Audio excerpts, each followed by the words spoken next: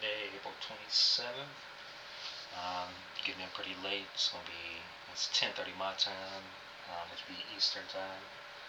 But we're going to start with Leviticus 11. Sorry about that tongue tied. Leviticus 11.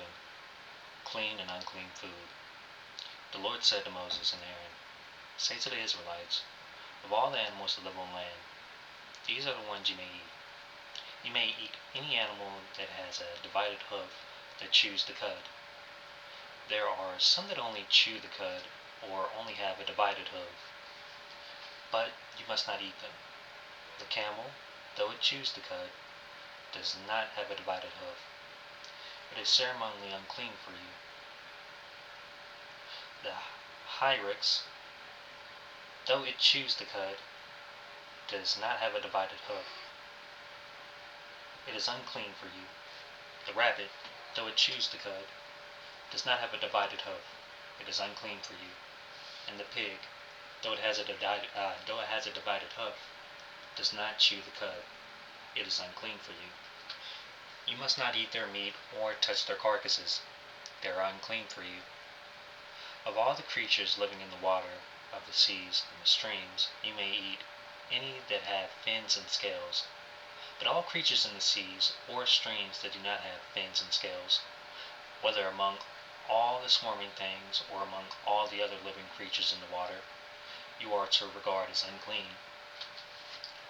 And since you are to regard them as unclean, you must not eat their meat. You must regard their carcasses as unclean. Anything living in the water that does not have fins and scales is to be regarded as unclean by you. These are the birds you are to regard as unclean and not eat because they are hidden. These are the birds you are to regard as unclean and not eat because they are unclean. The eagle, the vulture, the black vulture, the red kite, any kind of black kite, any kind of raven, the horned owl, the screech owl, the gull, any kind of hawk, the little owl, the cormorant, the great owl, the white owl, the desert owl, the osprey, the stork, any kind of heron, the hoopoe, and the bat. All flying insects that walk on all fours are to be regarded as unclean by you. There are, however, some flying insects that walk on all fours that you may eat. Those that have jointed legs for hopping on the ground. Of these you may eat any kind of locust, katydid, cricket, or grasshopper. But all other flying insects that have 4 legs you are to regard as unclean. You will make yourselves unclean by these. Whoever touches their carcasses will be unclean till evening. Whoever picks up one of their carcasses must wash their clothes, and they will be unclean till evening. Every animal that does not have a divided hoof, or that does not chew the cud, is unclean for you. Whoever touches the carcasses of any of them will be unclean. Of all the animals that walk on all fours, those that walk on their paws are unclean for you. Whoever touches their carcasses will be unclean till evening. Anyone who picks up their carcasses must wash their clothes, and they will be unclean till evening. These animals are unclean for you. The weasel, the rat, any kind of great lizard, the gecko, the monitor lizard, the wall lizard, the skink, and the chameleon. Of all those that move along the ground, these are unclean for you. Whoever touches them when they are dead will be unclean till evening. When one of them dies and falls on something, that article, whatever its use, will be unclean, whether it is made of wood, cloth, hide, or sackcloth. Put it in water. It will be unclean till evening, and then it will be clean.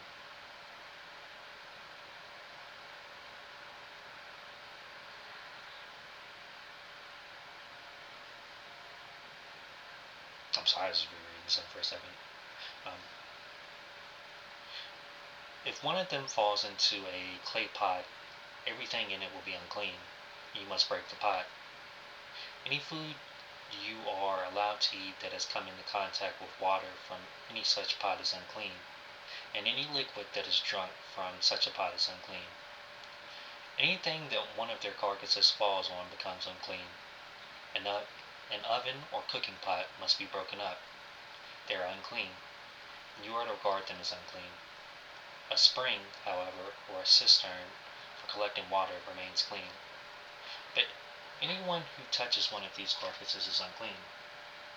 If a carcass falls on any seeds that are to be planted, they remain clean. But if water has been put on the seed and a carcass falls on it, it is unclean for you. If an animal that you are allowed to eat dies, anyone who touches its carcass will be unclean till evening. Anyone who eats some of its carcass must wash their clothes, and they will be unclean till evening. Anyone who picks up their carcass must wash their clothes, and they will be unclean till evening. Every creature that moves along the ground is to be regarded as unclean. It is not to be eaten. You are not to eat any creature that moves along the ground. Whether it moves on its belly, or walks on all fours, or on many feet, it is unclean. Do not defile yourselves by any of these creatures. Do not make yourselves unclean by mean. Do not make yourselves unclean by means of them, or be made unclean by them. I am the Lord your God. Consecrate yourselves and be holy, because I am holy. Do not make yourselves unclean by any creature that moves along the ground. I am the Lord who brought you up out of Egypt to be your God. Therefore, be holy, because I am holy. These are regulations concerning animals, birds, and every living thing that moves about in the water, and every creature that moves along the ground. You must distinguish between them, the unclean and the clean, between living creatures that may be eaten and those that may not be eaten. One moment, gotta let the cat out. That's why I kept turning around, because the cat was like really trying to get out the door. She was hungry. Or at least I'm assuming she was hungry.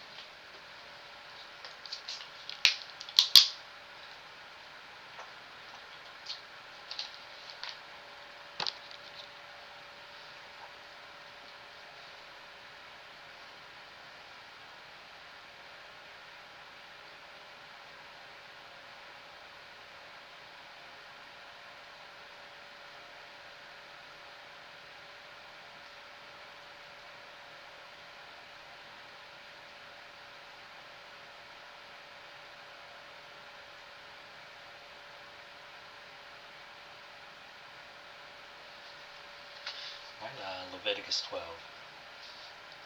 The Lord said to Moses, purification after childbirth.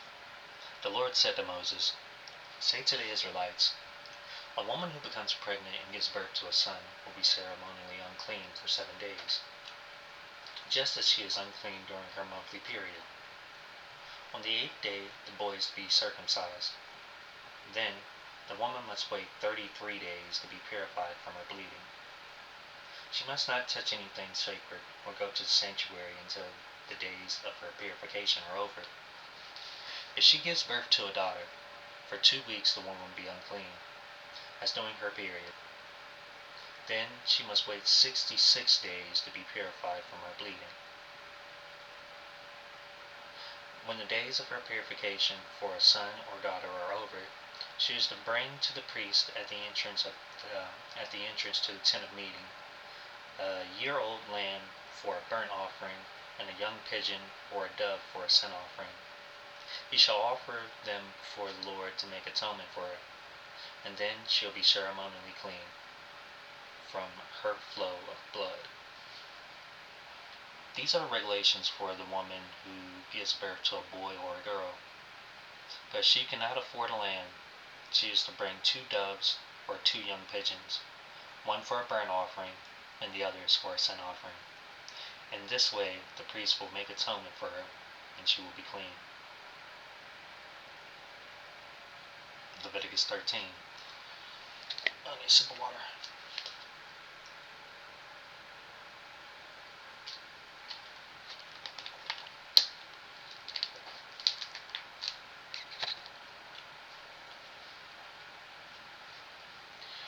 Regulations about defiling skin diseases. The Lord said to Moses and Aaron, when anyone has a swelling or a rash or a shiny spot on their skin that may be a defiling skin disease, it must be brought to Aaron the priest or to one of his sons who is a priest. The priest is to examine the sore on the skin, and if the hair in the sore has turned white and and if the hair in the sore has turned white and the sore appears to be more than skin deep, it is a defiling skin disease. When the priest examines that person, he shall pronounce them ceremonially unclean.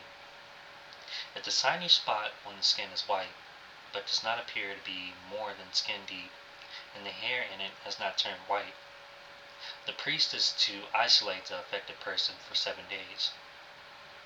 On the 7th day, the priest is to examine them, and if he sees that the sore is unchanged and has not spread in the skin, he is to isolate them for another 7 days. On the 7th day, the priest is to examine them again, and if the sore has faded and has not spread in the skin, the priest shall pronounce them clean. It is only a rash. They must wash their clothes, and they will be clean. But if the rash does not appear in the skin after they have, but if the rash does not spread in their skin after they have shown themselves to the priest to be pronounced clean, they must appear before the priest again. The priest is to examine that person, and if the rash is spread in the skin, he shall pronounce them unclean. It is a defiling skin disease. When anyone has a defiling skin disease, they must be brought to the priest. The priest is to examine them, and if there is a white swelling in the skin that has turned the hair white, and if it is raw flesh in the swelling, it is a chronic skin disease, and the priest shall pronounce them unclean. He is not to isolate them, because they are already unclean. If the skin disease breaks out all over their skin, and so as if the disease breaks out all over their skin, and so far as the priest can see, it covers all the skin of the affected person from head to foot, the priest is to examine them, and if the disease has covered their whole body, he shall pronounce them clean. Since it has all turned white, they are clean. But whenever raw flesh appears on them, they will be unclean. When the priest sees the raw flesh, he shall pronounce them unclean. The raw flesh is unclean. They have a defiling disease. If the raw flesh changes and turns white, they must go to the priest. The priest is to examine them, and if the sores have turned white, the priest shall pronounce the affected person clean. Then they will be clean. When someone has a boil on their skin and it heals, and in the place where the boil was, a white swelling or reddish white spot appears, they must present themselves to the priest. The priest is to examine it, and if it appears to be more than skin deep, and the hair in it has turned white, the priest shall pronounce that person unclean. It is a defiling skin disease that is broken out sorry about that. It is a defiling skin disease that is broken out where the boil was. But if, when the priest examines it, there is no white hair in it, and it is not more than skin deep and has faded, then the priest is to isolate them for 7 days. If it is spreading in the skin, the priest shall pronounce them unclean. It is a defiling disease. But if the spot is unchanged and has not spread, it is only a scar from the boil, and the priest shall pronounce them clean. When someone has a burn on their skin, and a reddish white or white spot appears in the raw flesh of the burn, the priest is to examine the spot, and if the hair in it has turned white, and it appears to be more than skin deep, it is a defiling skin disease that has broken out in the burn. The priest shall pronounce them unclean. It is defiling skin disease. But the priest examines it, and there is no white hair in the spot, and if it is not more than skin deep and has faded, then the priest is to isolate them for 7 days. On the 7th day, the priest is to examine that person, and if it is spreading in the skin, the priest shall pronounce them unclean. It is a defiling skin disease. If, however, the spot is unchanged, and has not spread in the skin but has faded, it is a swelling from the burn, and the priest shall pronounce them clean. It is only a scar from the burn.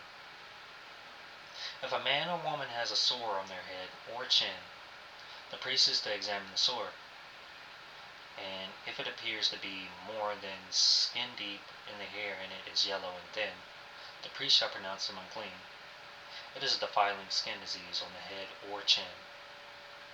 But if, when the priest examines the sore, it does not seem to be more than skin deep and there is no black hair in it, then the priest is to isolate the affected person for 7 days. On the 7th day, the priest is to examine the sore, and if it has not spread and there is no yellow hair in it, and it does not appear to be more than skin deep, then a man or woman must shave themselves, except for the affected area, and the priest is to keep them isolated another 7 days. On the 7th day, the priest is to examine the sore, and if it has not spread in the skin and appears to be more than skin deep, the priest shall pronounce them clean. They must wash their clothes, and they will be clean. But if the sore does spread in the skin after they are pronounced clean, the priest is to examine them, and if he finds that the sore has spread in the skin, he does not need to look for yellow hair. They are unclean. If, however, the sore is unchanged so far as the priest can see, and if black hair has grown in it, the affected person is healed. They are clean, and the priest shall pronounce them clean. When a man or woman has white spots on the skin, the priest is to examine them, and if the spots are dull white, it is a harmless rash that has broken out on the skin. They are clean.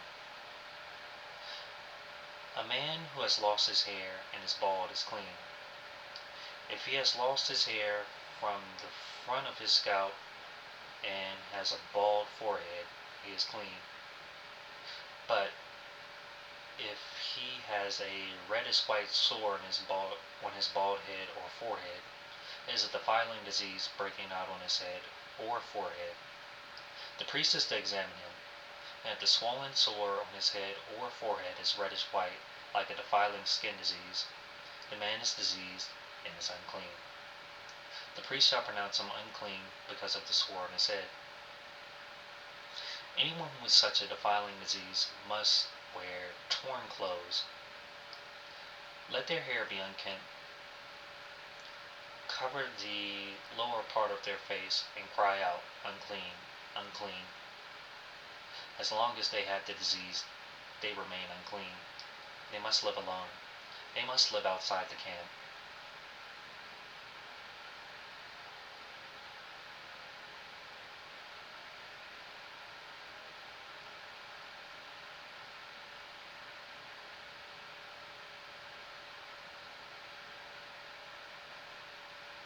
I was reading. Regulations about defiling molds. As for any fabric that is spoiled with a defiling mold, any woolen or linen clothing, any woven or knitted material of linen or wool, any leather or anything made of leather, if the affected area in the fabric, the leather, the woven or knitted material, or any leather article is greenish or reddish, it is a defiling mold, and must be shown to the priest. The priest is to examine the affected area and isolate the article for 7 days. On the 7th day, he is to examine it, and if the mold has spread in the fabric, the woven or knitted material, or the leather, whatever its use, is a persistent defiling mold, the article is unclean. He must burn the fabric, the woven or knitted material of wool or linen, or any leather article that has been spoiled. Because the defiling mold is persistent, the article must be burned. But if, when the priest examines it, the mold has not spread in the fabric, the woven or knitted material, or the leather article, he shall order the spoiled article be washed. Then he is to isolate it for another 7 days. After the article has been washed, the priest is to examine it again, and if the mold has not changed its appearance, even though it is not spread, it is unclean. Burn it. No matter which side of the fabric has been spoiled. If, when the priest examines it, the mold has faded after the article has been washed, he is to tear the spoiled part out of the fabric, the leather, or the woven or knitted material. But if it reappears in the fabric, in the woven or knitted material, or in the leather article, it is a spreading mold. Whatever has mold must be burnt. Any fabric, woven, or knitted material, or any leather article that has been washed and is rid of the mold must be washed again. Then it will be clean. These are the regulations concerning defiling molds in woolen or linen clothing, woven or knitted material, or any leather article, for pronouncing them clean or unclean. Cleaning from defiling skin diseases. The Lord said to Moses, "These are the regulations for any diseased person at the time of their ceremonial cleansing.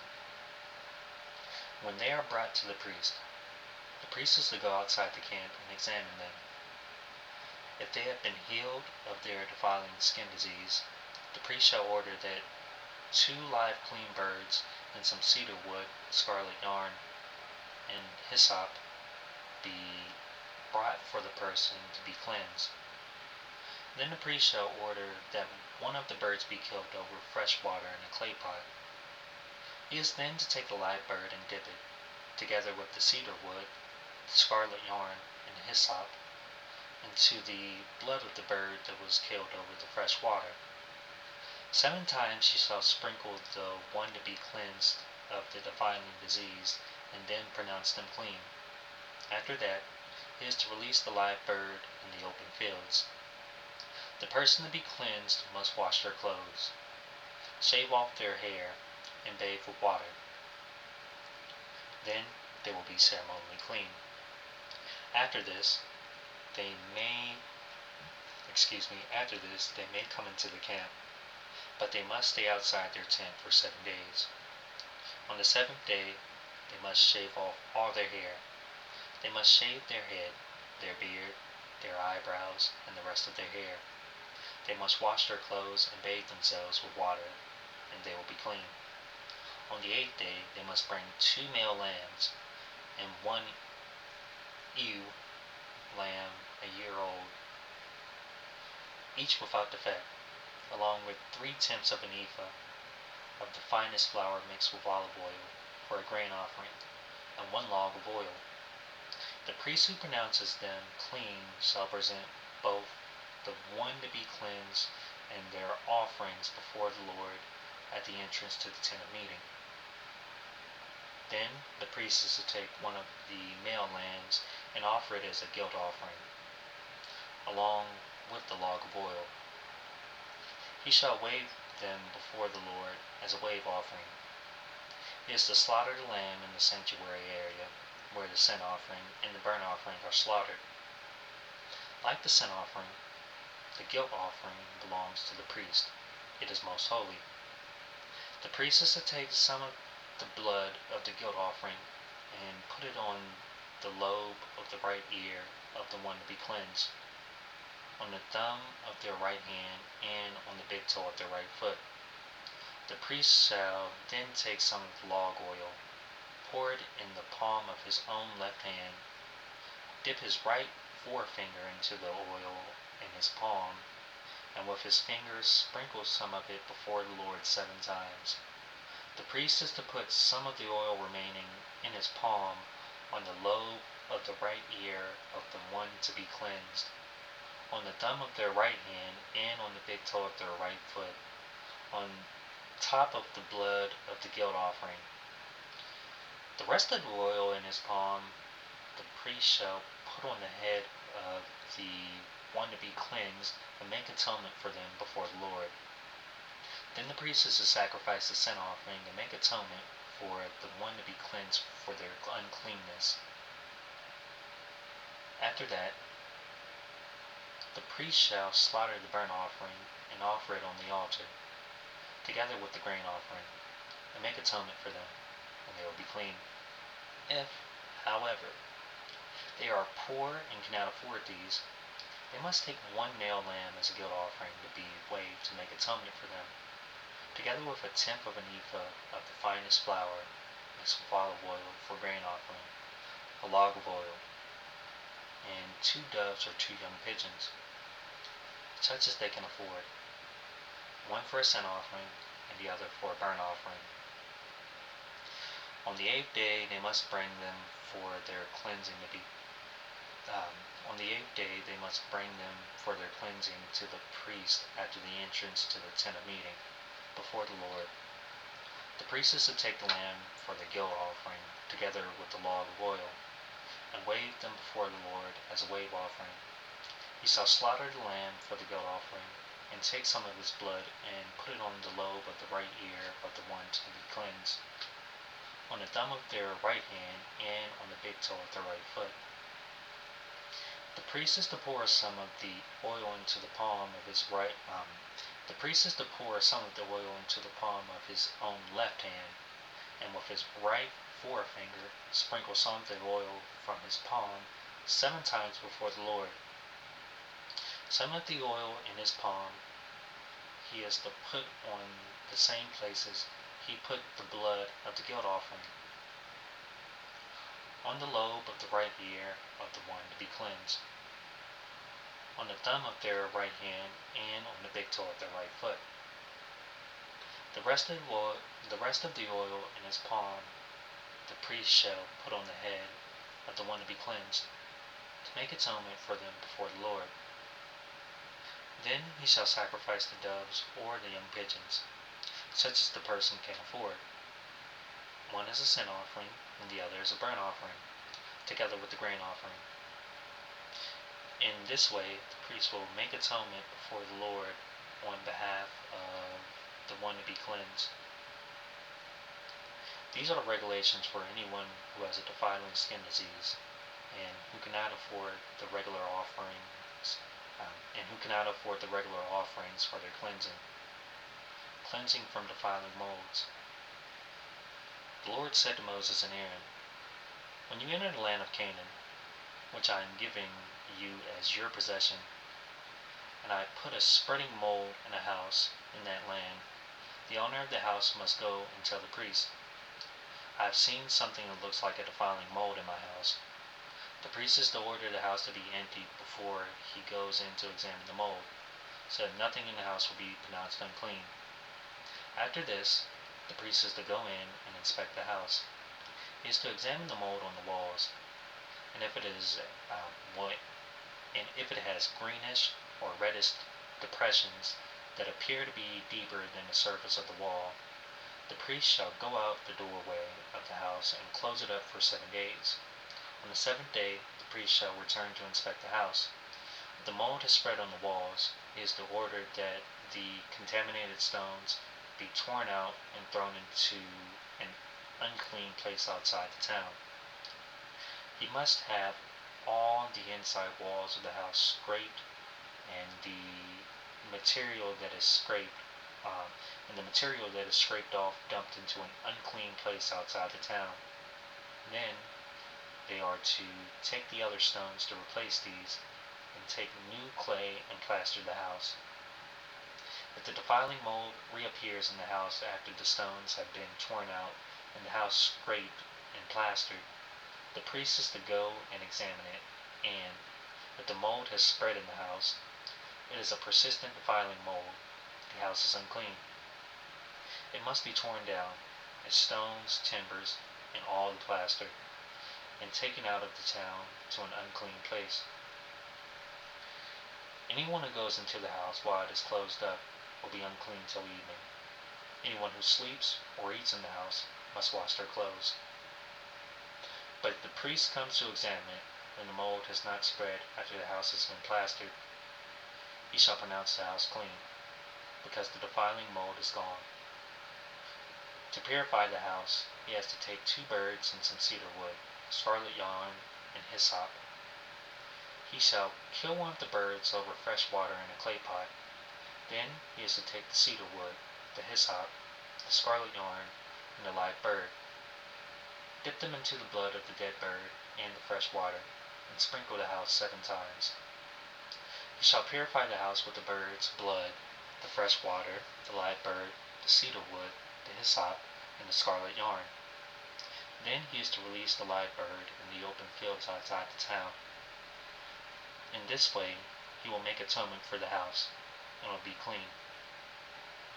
These are the regulations for any defiling skin disease, for a sore, for defiling molds in fabric or in a house, and for a swelling, a rash, or a shiny spot, to determine when something is clean or unclean.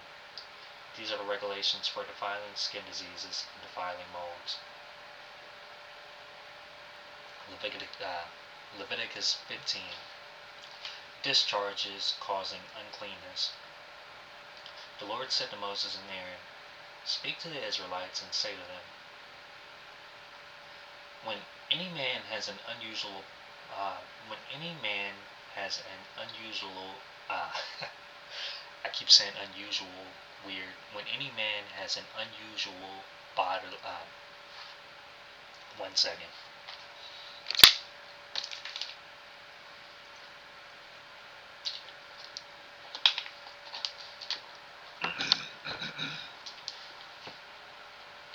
Discharges causing uncleanness. The Lord said to Moses and Aaron, "Speak to the Israelites and say to them, when any man has an unusual bodily discharge, such as a discharge is unclean, whether it continues flowing from his body or is blocked, it will make him unclean. This is how his discharge will bring about uncleanness. Any bed the man with a discharge lies on will be unclean. Anything he sits on will be unclean. Anyone who touches his bed must wash their clothes and bathe with water, and they will be unclean till evening.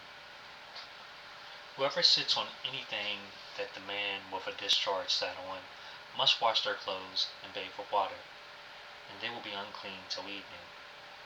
Whoever touches the man who has a discharge must wash their clothes and bathe with water, and they will be unclean till evening." Excuse me again. If the man with the discharge spits on anyone who is clean, they must wash their clothes and bathe with water, and they will be unclean till evening. Everything the man sits on when riding will be unclean, and whoever touches any of the things that were under him will be unclean till evening. Whoever picks up those things must wash their clothes and bathe with water, and they will be unclean till evening. Anyone the man with a discharge touches without rinsing his hands with water must wash their clothes and bathe with water, and they will be unclean till evening. A clay pot that the man touches must be broken, and any wooden article is to be rinsed with water. When a man is cleansed from his discharge, he is to count off 7 days for a ceremonial cleansing. He must wash his clothes and bathe himself with fresh water, and he will be clean. On the 8th day he must take 2 doves or 2 young pigeons and come before the Lord to the entrance to the tent of meeting and give them to the priest. The priest is to sacrifice them, the one for a sin offering and the other for a burnt offering. In this way he will make atonement before the Lord for the man because of his discharge. When a man has an emission of semen, he must bathe his whole body with water, and he will be unclean till evening. Any clothing or leather that has semen on it must be washed with water, and it will be unclean till evening. When a man has sexual relations with a woman, and there is an emission of semen, both of them must bathe with water, and they will be unclean till evening. When a woman has her regular flow of blood, the impurity of her monthly period will last 7 days, and anyone who touches her will be unclean till evening. Anything she lies on during her period will be unclean, and anything she sits on will be unclean. Anyone who touches her bed will be unclean. They must wash their clothes and bathe with water, and they will be unclean till evening. Anyone who touches anything she sits on will be unclean. They must wash their clothes and bathe with water, and they will be unclean till evening. Whether it is the bed or anything she was sitting on, when anyone touches it, they will be unclean till evening. If a man has sexual relations with her, and her monthly flow touches him, he'll be unclean for 7 days. Any bed he lies on will be unclean. When a woman has a discharge of blood for many days at a time, other than her monthly period, or has a discharge that continues beyond her period, she'll be unclean as long as she has the discharge, just as the days of her period. Any bed she lies on while her discharge continues will be unclean, as is her bed during her monthly period, and anything she sits on will be unclean, as during her period. Anyone who touches them will be unclean. They must wash their clothes and bathe with water, and they will be unclean till evening. When she is cleansed from her discharge, she must count off 7 days, and after that she will be ceremonially clean. On the eighth day she must take 2 doves and 2 young pigeons, and bring them to the priest at the entrance to the tent of meeting. The priest is to sacrifice one for a sin offering and the other for a burnt offering. In this way he will make atonement for her before the Lord for the uncleanness of her discharge. You must keep the Israelites separate from things that make them unclean, so they will not die in their uncleanness for defiling my dwelling place, which is among them. These are the regulations for a man with a discharge, for anyone made unclean by an emission of semen, for a woman in her monthly period, for a man or woman with a discharge, and for a man who has sexual relations with a woman who is ceremonially unclean. And that is the end of Leviticus 15. So, we're going to... give me 1 second. I got a sip of water, man.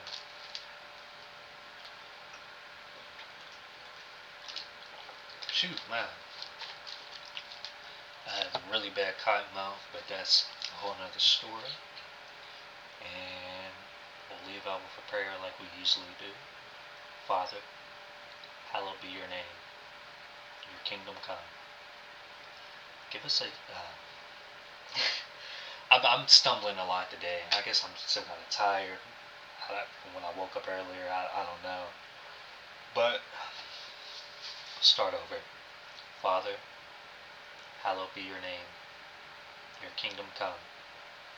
Give us each day our daily bread. Forgive us. One more restart.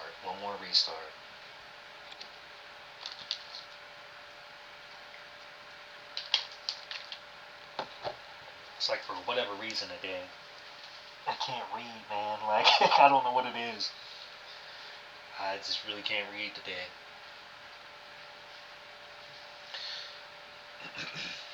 Father, hallowed be your name. Your kingdom come. Give us each day our daily bread. Forgive us our sins, for we also forgive everyone who sins against us. And lead us not into temptation. In Jesus' name, amen. And I love you all. Stay safe, and I'll see you next time.